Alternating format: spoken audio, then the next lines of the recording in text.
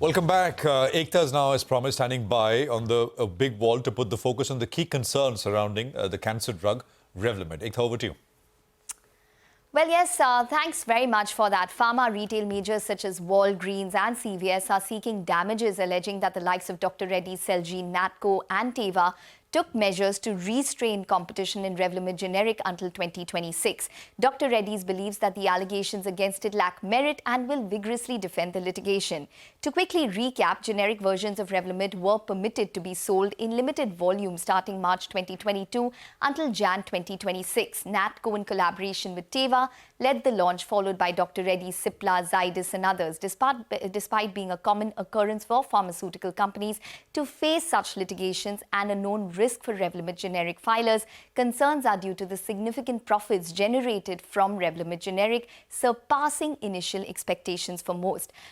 Analysts estimate that the companies have annually earned anywhere from $200 million to $600 million since the launch. Dr. Reddy's, which launched with 2 strengths and exclusively in September 2022, appears to be leading. Revlimid generic accounts for 40 to 50% of its profit, with the company estimated to have sold $600 to $700 million worth of the drug till now. Natco, after a profit share arrangement with Teva, is estimated to have earned around $280 to $300 million till date. For Cipla, Revlimid accounts for around 30 to 35% of profits. The company is estimated to have sold around $300 million worth of the drug. Zydus around $200 million, Sun approximately $100 million, and Aurobindo around $50 million, according to analysts. Now, companies are anticipated to generate an additional $100 to $500 million in sales until the contract expires in Jan 2026, after which selling the generic version of the drug will be unrestricted. Estimates are Dr. Reddy's and Natco can make an incremental $500 million, Cipla and Zydus an incremental $200 to $250 million, Sun and Aurobindo $100 million each incrementally. This is not the first litigation, remember, with regards to Revlimid generic, with 1 lawsuit dismissed within a month to 2 lawsuits currently sub judice. Now, the risks associated with Revlimid generic lawsuit, experts argue, lies in its volume-limited sales, which could potentially bolster the case for price fixing. Say experts, what we could expect in the next 3 to 5 years is a possible settlement outside court, which is generally what happens. A settlement generally entails a percentage of profits made from the drug or even the entire amount of profits along with penalties. Past instances of substantial drug settlements include Pfizer's $93 million settlement over Lipitor generic, which took 12 years to reach a conclusion. Lupin's $250 million settlement over diabetes drug Lumetza, where majority of the profits were forfeited, to most recently Glenmark's payout of $87 million on cholesterol drug Zetia generic, highlight the potential magnitude of such litigations.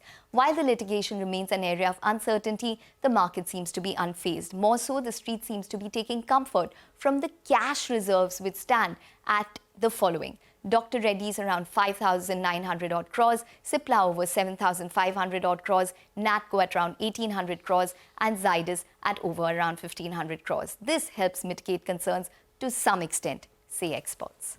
All right, well, that's very, very interesting, Ekta. Thanks very much for that. Let's actually bring in some experts. Vishal Manchanda is Pharma Analyst, Systematix Group. Aditya Khemka is Fund Manager, InCred PMS. Gentlemen, good morning. Great to have you, have both of you with us here. Aditya, you know, as an analyst, as a fund manager, would you start discounting some level of forfeiture of the profits made and then start discounting these stocks to that level? I mean, how will this play out in your opinion, especially with the companies which have sold this drug and reaped a decent profit, very good profit? Go on. Yeah, so thanks for having me and good morning to everyone. We don't necessarily look at it that way. I think litigation, when it's sub judice, very difficult to say how it will turn out. But yeah, the way the contract is structured, if we just go through how the companies have been allowed a minimum volume share, a maximum volume share, and then the pricing in the market, to my understanding, hasn't really corrected much despite a generic launch. So these indications do point towards a potential, investigation and a probably adverse outcome for companies selling generic Revlimid. However, till the matter is sub judice, difficult for as a fund manager or as an analyst to discount the eventuality, because you don't know the quantum of the penalty, even if there were to be a penalty. However, what you should look at is that this revenue stream cannot continue beyond FY26. And hence, the multiples of these pharma companies need to be looked at on the basis of their base business, excluding profits being made from Revlimid. And as Ekta was saying, the profits from Revlimid can account for, in some cases, as much as 50% of the net profit that the company is reporting, and in some cases, 10 to 20%. So these stock prices or these market caps need to be looked at in context of their base business profitability and not the profitability including Revlimid. Okay, all right, that point is taken. Vishal, what is your sense? Which are the companies which are probably slated to make the maximum when it comes to Revlimid generic, and hence would probably be at more risk when it comes to a possible litigation? Good morning, everyone. So I think Reddy's potentially has made the most out of the Revlimid opportunity, and probably they would also make almost the same money as they have made in the last 2 years in the next 2 years. So a very large amount here at stake. Natco, I think, is a bit hedged here because they are not the front-end player in the Revlimid market. They have a partner, Teva. So my understanding is Teva potentially would have to bear the liability, while Natco would be hedged in terms of they may not have to face any adverse outcome of the litigation. While others, all those players who have a front end in the US and are marketing the product on their own may have to face the liability, entire liability at their cost, if at all a liability arises. So we'll have to wait and watch how the litigation unfolds. But obviously, Reddy and Natco has a larger stake here. Even Cipla has a meaningful stake, I would say. Okay. All right. Well, Aditya, in the past, we've had quite a lot of instances, say, for example, Lupin and Glumetza. We've had Glenmark and Zetia. We've had Pfizer and Lipitor, where there have been large amount of settlements which have taken place. So is that something to probably go by, a past precedent to probably take note of when it comes to Revlimid generic and the litigation?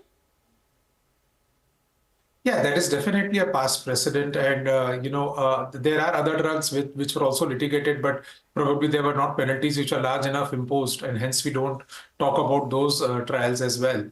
So there is a past precedent, yes. And as I said, when we read the contours of the settlement as they are disclosed in the annual reports of these companies, it does look like an extremely structured and extremely defined, with market share defined sort of an agreement.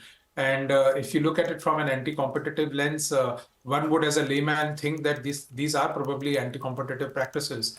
However, how the regulator looks at it and how the companies defend it in the court of law is something we'll have to see. Okay. Well, Vishal, why is the market absolutely unfazed by this possible litigation and this possible penalty? It could probably culminate 3 to 5 years down the line, maybe even later at this point. But why is the market completely unfazed by it right now? Yeah, I think so. The valuation to me appears stretched, and I would have expected a meaningful correction. So you can't really say here what the outcome would finally be. And as you said, the outcome is not imminent. It might take several years before we see an outcome. And until then, there might be a lot of changes that can happen within the company. So they have large cash positions which they can deploy for meaningful growth opportunities. So people, I think, are a bit optimistic. And as the markets are also optimistic at this juncture, they would rather expect companies to be able to get other growth avenues in their business and probably mitigate the risk that we foresee on account of Revlimid litigation. Okay. All right. Well, is the best, Aditya, from Revlimid generic actually factored into valuations right now? And what is the growth story post-Jan 2026? Yeah, so look, the base business will definitely continue to grow for most of these companies, because they have an India business, they have an emerging market business, an API business as well, where there is clearly tailwinds to their businesses. And hence, we expect the base business to continue to grow even beyond Jan 26. However, once the Revlimid profits get knocked off by competition and free market dynamics in Jan 26, on a consolidated reported number basis, FY27 versus FY26 will clearly be a year of decline in profits and cash flows. And as Vishal was saying, basically how the companies use the cash that they are generating out of this opportunity by FY26 will probably define as to how much that profit declines. And make no mistake, there is no other opportunity like Revlimid on the horizon. People talk about patent cliffs, people talk about drugs going off patent, but none of those drugs going off patent, nor that patent cliff, has any kind of a contractual agreement like these guys had in Revlimid. So, there will be a profit decline coming in FY27 for most of these pharma companies versus their FY26 numbers, just purely because Revlimid will not be there in FY27 and it will be there in FY26. So is it discounted in the valuations today? The fact that it will disappear in FY27? Probably not. If I look at the numbers, it doesn't seem that the eventuality that these profits will evaporate in FY27 are discounted in valuations. Okay, all right. That's an important point to note. Aditya as well as Vishal, thanks very much for joining in and giving us all of that perspective when it comes to Revlimid generic. This is definitely a story to watch as it unfolds, but we will keep an eye out on that. As